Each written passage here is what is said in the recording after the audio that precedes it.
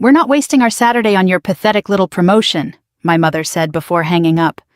My father added, "Call us when you actually become somebody." I simply said, "Okay."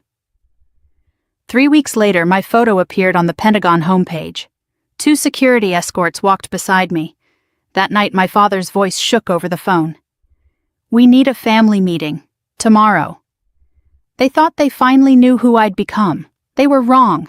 Catherine Hughes was 33 years old, and for most of her adult life she had learned to carry disappointment the way other people carried car keys, always in her pocket, always within reach, never something she talked about out loud.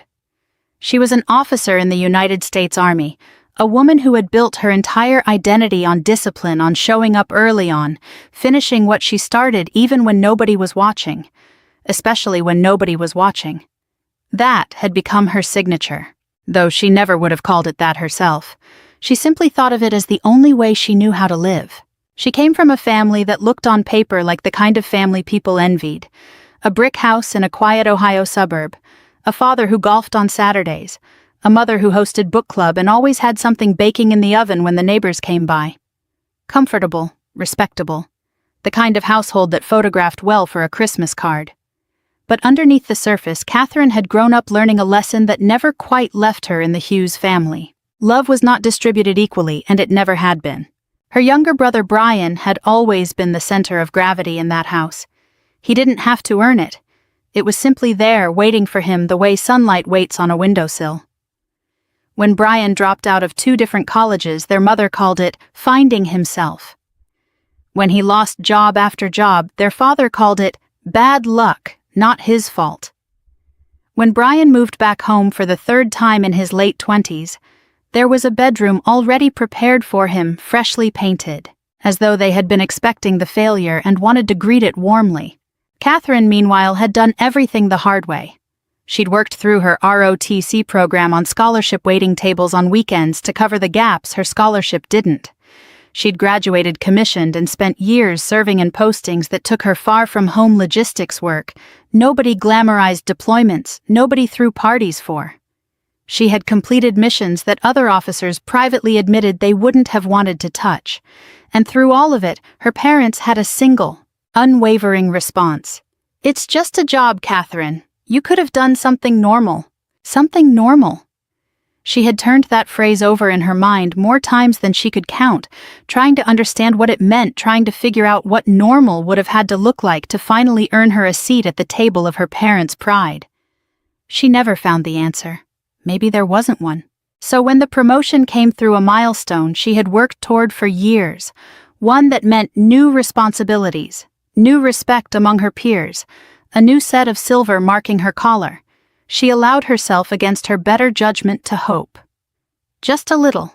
Just enough to pick up the phone and call home instead of simply mailing an announcement the way she usually did. "I got promoted," she told her mother, trying to keep her voice light, casual, like it wasn't a big deal, even though it was the biggest deal of her professional life. "There's a ceremony this weekend. I'd really love it if you and Dad could come." There was a pause on the line. Not a thoughtful pause. A dismissive one. Catherine had heard that particular silence before, and she braced herself before her mother even spoke. "We're not wasting our Saturday on your pathetic little promotion ceremony." Her mother said the words, landing with the casual cruelty of someone swatting away a fly. In the background, Catherine could hear the television, could hear the ordinary hum of a Tuesday evening continuing undisturbed, as if she hadn't just handed her mother something fragile and watched it get dropped on purpose. Her father's voice came on next, taking the phone the way he always did when he wanted to deliver the final word. "Call us when you actually become somebody," he said. Not shouted, not angry, just flat matter of fact, the way you'd tell someone the mail hadn't come yet. And then her mother again, almost as an afterthought, almost as if she were mentioning she'd run out of milk. "Brian needs us more right now, you understand?" Catherine sat with the phone against her ear for a long moment after that, staring at nothing in particular, feeling something inside her chest go very still and very quiet, the way a house goes quiet right before a storm hits. She didn't argue. She didn't remind them that Brian's crisis this month was by her count the 11th crisis this year. She didn't ask what becoming somebody would require of her, when nothing she had already become seemed to count. She simply said, "Okay," and hung up the phone. That Saturday, she pinned on her new rank in a room full of people who had chosen to be their fellow officers, a few close friends, colleagues who respected her work, even if they didn't always understand it. She smiled for photos. She shook hands. She let herself feel proud because she had earned that pride the hard way, one long deployment and one missed holiday at a time. But when she looked out at the small crowd gathered to celebrate her, there were 2 empty seats in the front row that nobody else seemed to notice, and only she knew exactly whose names belonged in them.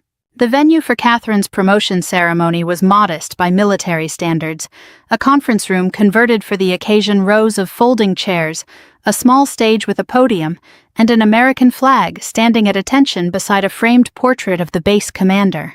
It wasn't grand. It wasn't meant to be.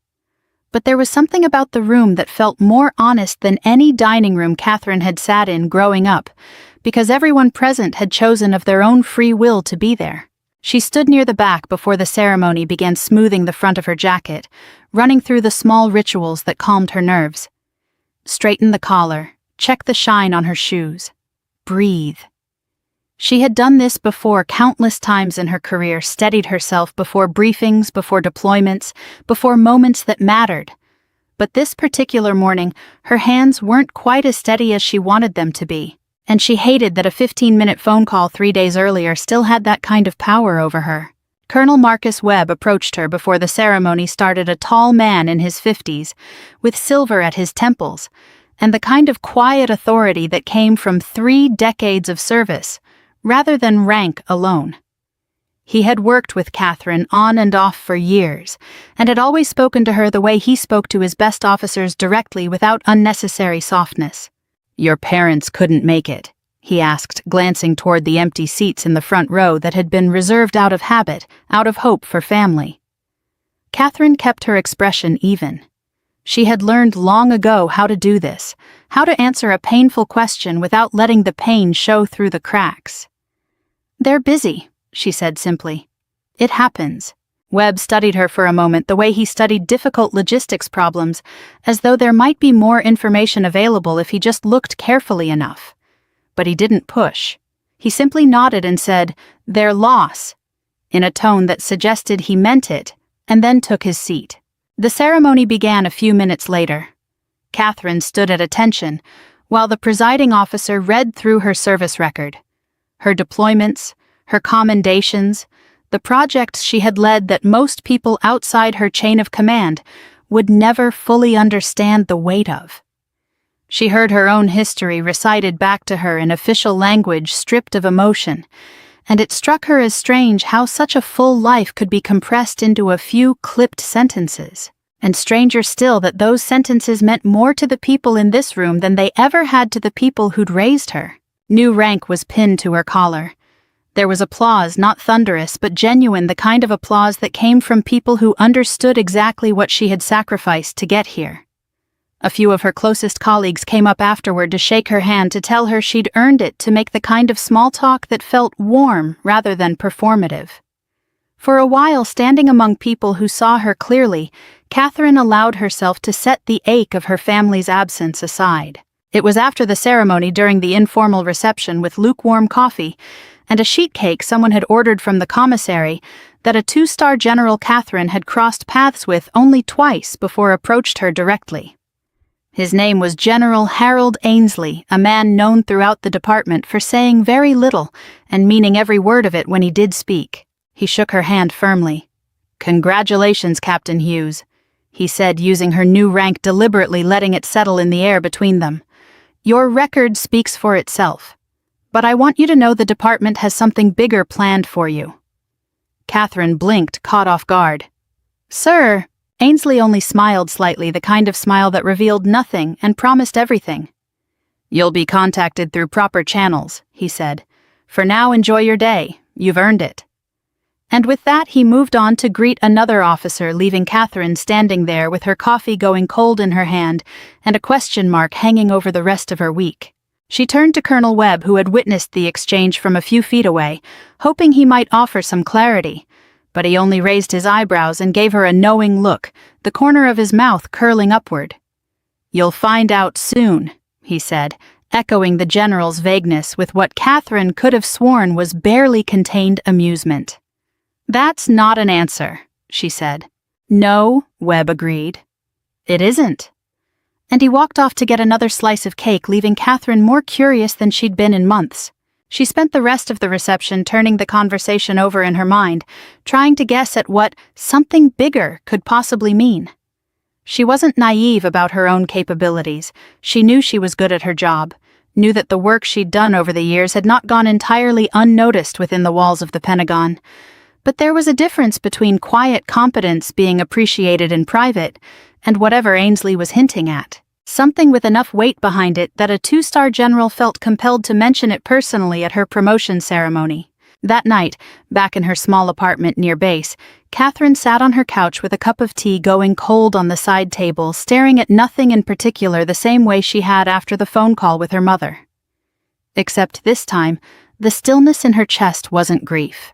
It was something closer to anticipation, a feeling she hadn't let herself have in a long time. The sense that something was shifting, that the ground beneath her long, careful, unacknowledged career was about to move in a way she hadn't seen coming. She had no idea sitting there in the quiet of her apartment just how right she was. The call came on a Wednesday morning 3 weeks after the promotion ceremony, and it arrived through channels Catherine had never used before. Not her usual chain of command, but a direct line from the Office of Public Affairs, a division she'd had almost no contact with in her entire career. The voice on the other end was brisk and professional, a staff coordinator named Diane, who spoke as though this kind of call was routine, even though nothing about it felt routine to Catherine. "Captain Hughes, we'd like to schedule you for a feature shoot next week," Diane said. "The department is highlighting officers who represent excellence in the Junior Officer Development Program. Your name came up as a priority selection." Catherine sat very still at her desk phone pressed to her ear, trying to process what she was hearing. "I'm sorry, a priority selection for what exactly?" "You'll be featured on the department's homepage," Diane explained as though this were the most natural thing in the world. "Photography a short profile. General Ainsley specifically requested you." That name again. Ainsley. Catherine's mind flashed back to the reception, to his brief handshake and cryptic promise. She thanked Diane, hung up the phone, and sat there for a long moment, trying to understand how she had ended up here at the center of something so much larger than the quiet, unglamorous career she had built for herself. To understand why the Pentagon wanted her, you would have had to go back nearly 4 years to a deployment overseas that Catherine rarely discussed with anyone outside her closest circle of colleagues. It hadn't been combat that defined that chapter of her service. It had been logistics, the unglamorous machinery that kept everything else running. A critical supply chain operation had begun to unravel due to a series of compounding failures, equipment shortages, coordination breakdowns between allied units, a timeline that had been miscalculated at the planning stage by officers well above her pay grade. Catherine had been a junior officer then, several ranks below where she stood now, with no formal authority to fix any of it. But she had seen the problem clearly, had mapped out where the failures were compounding, and had spent the better part of 6 weeks working nearly around the clock, sleeping in 4-hour increments, eating meals, standing up between briefings to rebuild the entire logistics framework from the ground up. She coordinated across 3 different commands. She rewrote transport schedules by hand when the software kept crashing. She personally drove out to 2 forward positions when radio communication failed just to confirm supplies were arriving as needed. And when the operation succeeded, when the crisis that could have stranded hundreds of soldiers without critical supplies was quietly averted, Catherine had done something that surprised even her own commanding officer at the time. She refused to put her name at the center of the after-action report. She insisted that the credit go to the sergeants and specialists who had executed her plans under grueling conditions, the ones who rarely got recognized for anything. "They did the work," she told her CO simply. "I just drew the map." Her commanding officer at the time had been, as it turned out, a colonel who would later be promoted to General Harold Ainsley. He had never forgotten what he witnessed in those 6 weeks, not just Catherine's competence, which was considerable, but her instinct to disappear into the background rather than claim the spotlight. In a culture where ambition often meant self-promotion, Ainsley had found her restraint almost as impressive as her skill. He had kept an eye on her career ever since, quietly from a distance the way a gardener watches a tree he planted years ago grow slowly toward the sun. Now, with the department launching a new initiative to highlight young officers who embodied both competence and quiet integrity, Ainsley had put Catherine's name forward without hesitation. It wasn't a favor. It wasn't charity. It was in his mind simply overdue recognition for a debt the institution owed her. The morning of the photo shoot arrived with a level of formality Catherine hadn't anticipated. She reported to a designated area within the Pentagon complex and found not just a photographer, but an entire communications team, a stylist to check the lay of her uniform, a writer taking notes for the accompanying profile, a lighting technician adjusting reflectors near a hallway with high-arched windows that let in soft, even daylight. It was more production than Catherine had ever been part of, and she felt distinctly out of place among the practiced efficiency of people who did this kind of work every day. "You'll have an escort for the walkthrough," one of the coordinators told her, gesturing toward two uniformed personnel standing near the entrance. "Standard procedure, there are several high-level meetings happening in the building today, so security's a bit heavier than usual." Catherine hadn't thought much of it at the time. Two security personnel walking alongside her while cameras captured the moment felt to her like nothing more than a logistical footnote, a detail of a busy day in a busy building. She posed where she was told to pose, walked where she was told to walk, answered a handful of questions from the writer about her service history in the same understated way. She answered everything briefly, honestly, without embellishment. She had no way of knowing, standing there under the soft studio lighting with two bodyguards flanking her like an afterthought, that the resulting photograph would soon travel far beyond the walls of the Pentagon, far beyond anything she could have imagined. She simply finished the shoot, thanked the team for their time, and drove home that evening thinking about nothing more urgent than what she might make for dinner. The photograph, however, was already being prepared for publication. And somewhere in a quiet Ohio suburb, a household that had spent 33 years underestimating her was about to open a laptop and see for the first time exactly who Catherine Hughes had become. The photograph went live on a Thursday morning at 9 o'clock, sharp time to coincide with the department's weekly digital briefing. Catherine didn't even know it had been published until early afternoon, when a text came in from a friend and former colleague named Renee, someone she'd served alongside years earlier and had stayed close with ever since. Girl, have you seen the Pentagon homepage today?" The text read, followed by a screenshot. Catherine opened the image on her phone during her lunch break, sitting alone at a small table in the break room, and felt her stomach do something strange and unfamiliar. There she was, her own face composed and steady, dressed in her formal uniform, walking down that sunlit hallway, with two security personnel positioned just behind her shoulders, looking for all the world like someone important enough to require protection.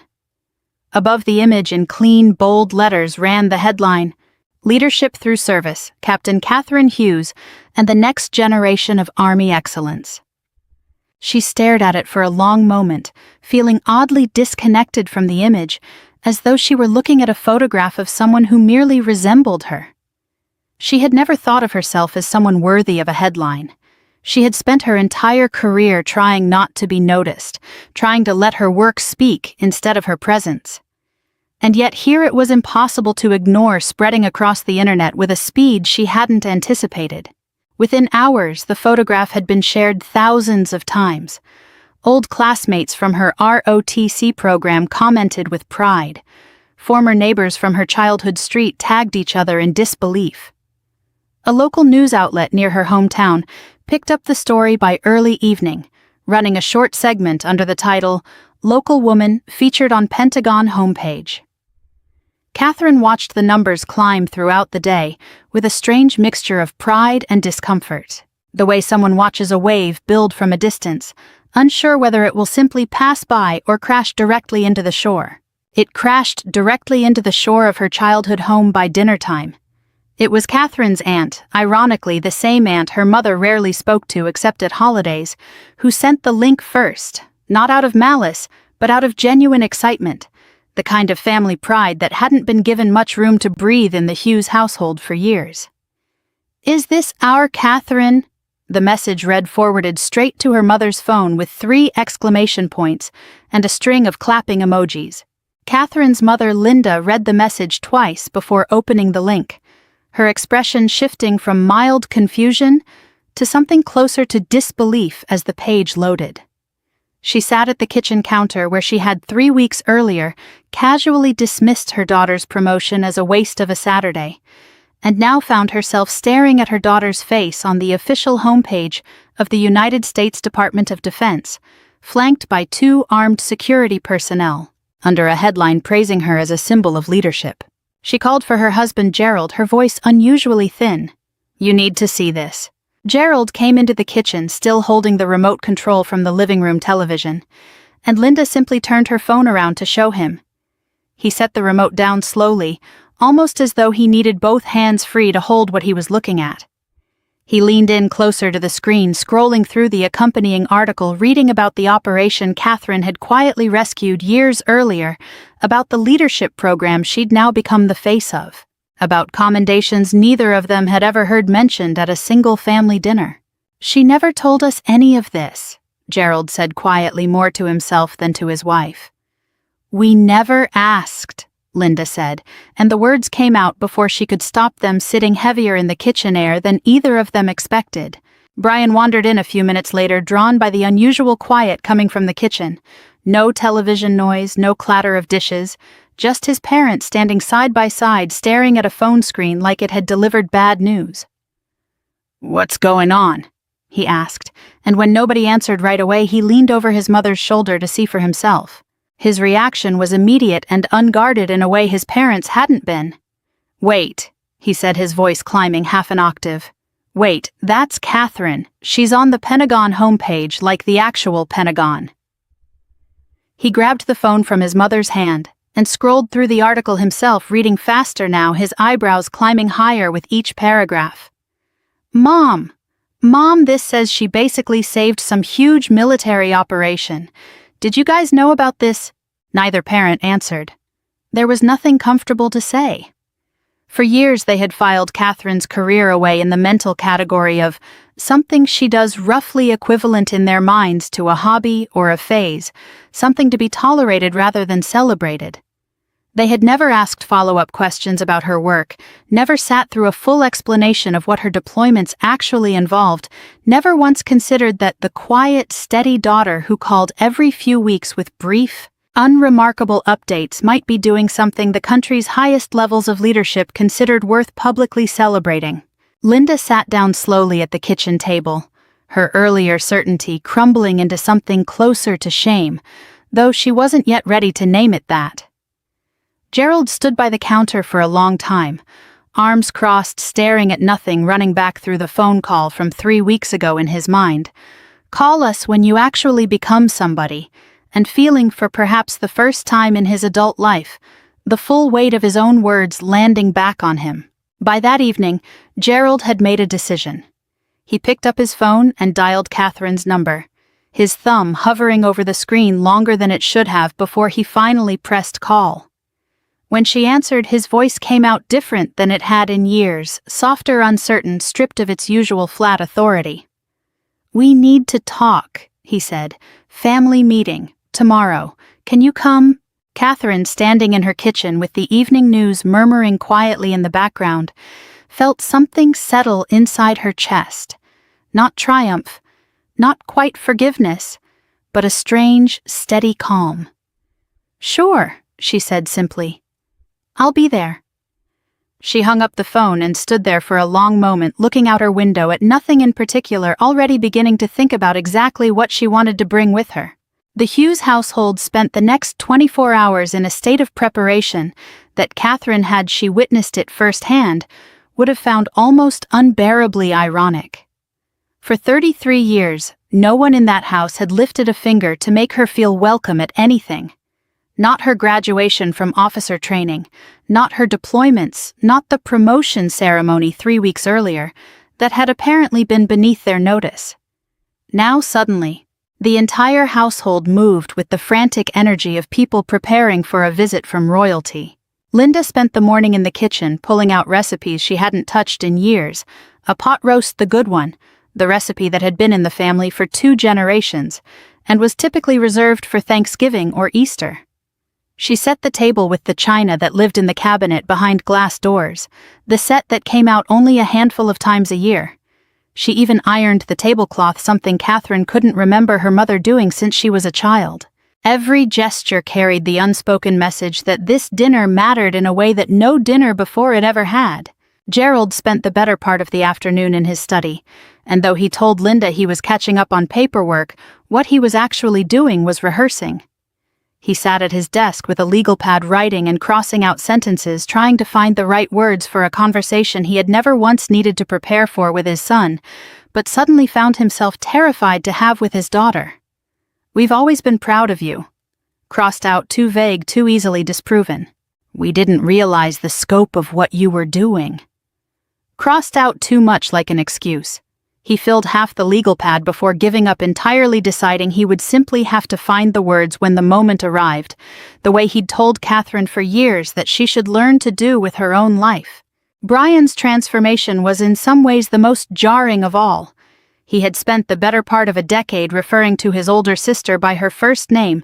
Only on the rare occasions he referred to her at all, usually in conversations where he compared himself unfavorably to her, without ever quite admitting that was what he was doing. Now suddenly he was calling her sis in every sentence, texting her things like, "Sis, we should hang out more for real," as though a shared last name and a lifetime of near-total silence between them could be repaired with a single word and a well-timed viral photograph. There was something deeply human and deeply American about the way an entire family could pivot on a single piece of external validation. Catherine's parents hadn't changed their understanding of who their daughter was. They had simply been handed proof in a form impossible to dismiss, that other people, important people, people with far more authority than a mother's disapproving voice, considered her remarkable. It wasn't Catherine who had changed overnight. It was the audience watching her. By the time evening arrived, Linda had extended the guest list well beyond the immediate family. She called her sister the aunt, who had originally sent the link, and invited her to stop by, if she had time, phrasing it casually, even though the underlying urgency was obvious to anyone who knew her. She called Gerald's brother, a man Catherine had seen perhaps 4 times in the last decade, and invited him too. Within a few hours, what had been billed as a quiet family meeting had quietly transformed into something closer to a gathering, an audience assembled to witness whatever reconciliation or celebration was about to unfold, as though Catherine's accomplishments were suddenly something the whole extended family could take pride in claiming a piece of. Nobody in that house said the quiet part out loud, but the hope hummed beneath every preparation like a current running just under the surface that Catherine, now visibly connected to people with real influence within the Department of Defense, might be a door worth walking back through. A connection worth having. Someone who could perhaps put in a word for Brian's stalled job search, or open a conversation that might benefit Gerald's small consulting business, or simply lend the family name a little of the shine that had suddenly unexpectedly attached itself to their daughters. Catherine, meanwhile, spent that same 24 hours in a considerably quieter fashion. She went about her regular duties on base, attended a routine briefing, reviewed reports from her team, ate a simple dinner alone in her apartment. But that evening, before turning in, she opened the drawer of her desk and took out 2 things she hadn't looked at in weeks. The first was an envelope, the original invitation she had mailed to her parents for the promotion ceremony, printed on simple cardstock with the date, time, and location, along with a handwritten note at the bottom that had taken her longer to compose than she cared to admit. "I would really love for you both to be there. It would mean a lot to me." She had found the envelope returned to her unopened, tucked into a box of belongings her mother had mailed back during a house cleaning months earlier. She wasn't entirely sure why she had kept it. Perhaps some part of her had known this moment might come. The second item was smaller, a modest black box that had sat in the back of her closet for nearly a year, something she had purchased on impulse after a difficult deployment and never quite found the occasion to give. She turned both objects over in her hands for a long while that night, thinking not about revenge, not about triumph, but about what kind of conversation she actually wanted to have the next day, and what kind of daughter she wanted to be walking out of that house, regardless of what kind of daughter her parents were finally ready to acknowledge walking in. The next morning she packed both items carefully into a bag, dressed simply rather than in uniform, and got into her car for the drive to her childhood home. The roads were familiar in the particular way that roads from childhood always are worn into memory, rather than truly remembered, each turn arriving in her mind a half-second before her hands executed it. She drove with the windows cracked, the radio low, her mind steady and clear in a way it hadn't been in weeks. Whatever waited for her at that house, she intended to walk in on her own terms, and to walk out the exact same way. Catherine pulled into the driveway of her childhood home a few minutes before 6, and the first thing she noticed was the number of cars already parked along the curb. Her aunt's sedan, her uncle's truck, a car she didn't recognize that probably belonged to some cousin or neighbor who'd caught wind of the excitement. She sat behind the wheel for a moment, hands resting loosely at 10, and 2 looking at the house she'd grown up in, the same brick facade. The same porch light her father had never quite gotten around to fixing, the same window on the second floor that had been her bedroom for 18 years before she'd left for good. Everything looked exactly the same, and yet nothing about walking through that front door tonight would feel the way it always had. She grabbed her bag from the passenger seat, felt the weight of the envelope and the small black box inside it, and walked up the path to the front door. Before she could even knock, the door swung open, and her mother stood there beaming in a way Catherine hadn't seen in years, not since maybe her high school graduation, and even then it had been muted, dutiful rather than joyful. Linda pulled her into a hug, immediately tight and enthusiastic, the kind of embrace that seemed designed to erase through sheer physical force 3 weeks of silence, and 33 years of something quieter and older than silence. "Catherine, sweetheart, come in, we're so glad you're here," Linda said, practically pulling her over the threshold. Gerald appeared behind her, and rather than the customary handshake he usually offered, brief, formal, more suited to a business acquaintance than a daughter, he extended both hands and clasped Catherine's between them, holding on a beat longer than necessary. "Good to see you, kiddo," he said, using a nickname Catherine hadn't heard from him since childhood. Brian came around the corner from the kitchen, grinning wide, and before Catherine could react, he'd wrapped her in a hug, too. "Sis, you look amazing. Seriously, that photo, everyone's talking about it. My buddies from work saw it and lost their minds." Catherine let herself be hugged, let herself be pulled into the living room where her aunt and uncle rose from the couch to greet her with equal warmth, exclaiming over how proud they were, how they'd always known she'd do something remarkable, how the whole family should be celebrating. She smiled at each of them, in turn, said the appropriate things, accepted the compliments with the same composed grace she'd learned to project during military briefings, pleasant, unreadable, giving nothing away. Inside, though, she was cataloging every word with the same careful attention she'd once given to logistics reports. Not one person in that room had called her in the 3 weeks since the promotion ceremony. Not one person had asked what the ceremony had been like, or whether it had gone well, or whether she'd been disappointed that no family had come. The warmth radiating through the living room wasn't new affection. It was recognition dressed up to look like affection, and Catherine had learned a long time ago how to tell the difference. Her father opened the conversation once everyone had settled at the dinner table, the good china gleaming under the dining room light, the pot roast filling the room with a smell that took Catherine straight back to childhood Thanksgivings that had never quite felt like they included her. "We've always believed in you," Gerald said, folding his hands in front of him, his voice carrying the practiced weight of something he'd rehearsed. We didn't always understand what you were doing out there. But seeing that photo, reading that article, it really opened our eyes to what you've accomplished." Catherine didn't respond right away. She simply nodded, letting the silence stretch a beat longer than was comfortable, watching her father shift slightly in his seat under the weight of it. Linda reached across the table and squeezed Catherine's hand. "We're proud of you," she said, her eyes bright, maybe even a little wet. So proud." The word landed strangely in Catherine's chest, not with warmth, but with a kind of dull recognition, like hearing a song you used to love, played slightly out of tune. Proud. It was the word she had waited her entire adult life to hear from these two people, and now that it had finally arrived, it felt hollow arriving. Not because of who she was, but because of what a website had told them she was.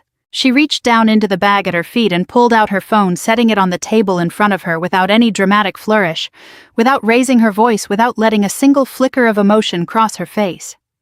"I want to play something for everyone," she said calmly, and pressed play. Her mother's voice filled the dining room, tinny through the phone speaker, but unmistakably clear. "We're not wasting our Saturday on your pathetic little promotion ceremony." A pause. Then her father's voice, flat and dismissive, "Call us when you actually become somebody." And finally, almost as an afterthought, her mother again, "Brian needs us more right now." The silence that followed was absolute. Brian's fork halfway to his mouth stopped mid-air. Her aunt and uncle exchanged a quick, uncomfortable glance. Linda's hand, still resting on Catherine's, went rigid, and then slowly withdrew as though the touch itself had suddenly become unbearable. Catherine let the silence sit for a long moment, before reaching back into her bag and pulling out the envelope, the original invitation still sealed exactly as it had been returned to her months earlier. She placed it gently on the table between the serving dishes, right in the center where everyone could see it. "I came because you asked," she said quietly, her voice steady, without a trace of triumph in it. "Not because I needed closure. I already had that. I just wanted you to actually see me for once before deciding what I'm worth." Nobody at the table said a word. The pot roast sat cooling on its china platter, the good china that had been saved for an occasion, and Catherine realized with a strange and sudden clarity that this exact moment was probably the most honest occasion that table had ever hosted. The silence at the table stretched long enough that the pot roast had gone from steaming to lukewarm, and still nobody moved to break it. It was Gerald who finally spoke, and when he did, his voice had lost every trace of the rehearsed confidence he'd carried into the evening. He set down his fork carefully, as though the small clink of metal against china might shatter something in the room that was already cracked. "I don't have a good excuse," he said slowly, looking not at Catherine, but at his own hands folded on the table. "I told myself for years that I was being practical, that the military was just a job that you'd figure out something more stable eventually.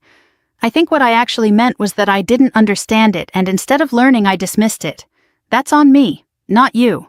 Linda was crying quietly now, the kind of crying that comes without sobbing tears simply sliding down without permission. "I said something horrible to you," she whispered. "I heard it just now out loud in my own voice, and I didn't even recognize myself saying it. But I did say it. I can't pretend I didn't." She looked up at Catherine, her eyes red-rimmed and raw. "I don't know how to undo that. I don't think I can."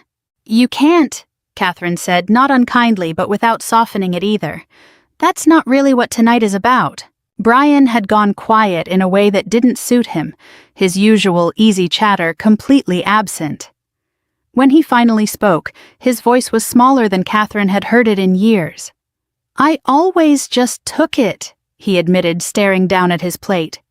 "The extra help, the extra chances, the room that was always ready for me. I never asked myself why it worked that way or what it meant for you. I think some part of me knew, and I just didn't want to look at it too closely, because looking at it meant I'd have to admit I didn't earn half of what I had." He glanced up at his sister. "I'm sorry, Catherine, really." Catherine let each apology land without rushing to fill the space after it, with reassurance the way she might have done years earlier, the way she'd been trained her whole life to smooth things over quickly, so nobody had to sit too long in discomfort. Not tonight. Tonight she let the discomfort exist because she understood something that had taken her a long time to learn. An apology that costs nothing to give usually means nothing to receive. "I forgive you," she said finally, and she meant it not as a performance, not as a peace offering designed to keep the family photo intact, but because carrying anger toward these people for the rest of her life sounded like a heavier burden than she wanted to keep hauling around. But forgiveness doesn't erase history. I'm not going to pretend the last 30 years didn't happen just because tonight felt emotional. She reached into her bag one final time and took out the small black box she'd carried in from the car, setting it beside the sealed envelope already resting on the table. She didn't open it. She simply let it sit there, a quiet symbol of something she once intended as a peace offering, back before she'd known whether peace would even be possible. "I bought this a while ago," she said, "before any of this happened. I wasn't sure I'd ever give it to you. I think I will now, but not tonight, and not because of a photograph. Someday when this feels earned instead of urgent." Then she laid out calmly, and without anger, the terms she needed moving forward. Not ultimatums. Boundaries. "I'm not going to be used to get Brian a job or to make Dad's business look more impressive at the country club or to give this family bragging rights at holiday parties. If you want a relationship with me, it starts with actually knowing who I am, not who a Pentagon press release said I was. Ask me questions. Come to things because you want to be there, not because someone else showed up first. Respect has to come before anything else. I'm done building it by myself." Nobody argued. Nobody tried to negotiate the terms down the way this family had so often negotiated everything else in the past. Gerald nodded slowly. Linda wiped her eyes and nodded too. Brian said quietly, "That's fair." And for the first time in years, Catherine believed one of the promises coming out of that dining room. She stood, thanked her aunt and uncle for coming, hugged her mother briefly, not coldly, but not the desperate, clinging embrace from earlier either, and let herself out into the cool evening air, leaving the pot roast and the good china, and 33 years of complicated history behind her on that table. Months passed. Slowly, in small and imperfect ways, the family began to change. Gerald and Linda started attending events for military families in their area, not to be seen, but because they'd finally started asking real questions and wanted real answers. Brian got a steady job, and for the first time didn't tell anyone about it until he'd actually kept it for 90 days. Catherine kept a careful distance, not out of bitterness, but out of self-respect. The kind she'd had to build alone for most of her life, and wasn't willing to abandon just because things had softened. Every holiday now a card arrived from her father. No grand speeches, no performance, just a single handwritten line. "We're still learning how to be the parents you deserved." She kept every one of them in a drawer, not because she needed the validation anymore, but because it mattered that they were finally trying. If this story moved you, if it reminded you of your own family, your own quiet battles for recognition, I'd love to hear about it. Drop a comment and let me know where you're watching from tonight. We share stories like Catherine's every single day, so hit subscribe if you don't want to miss the next one. Because sometimes the loudest kind of justice is simply living well on your own terms, long after everyone else finally decides to notice.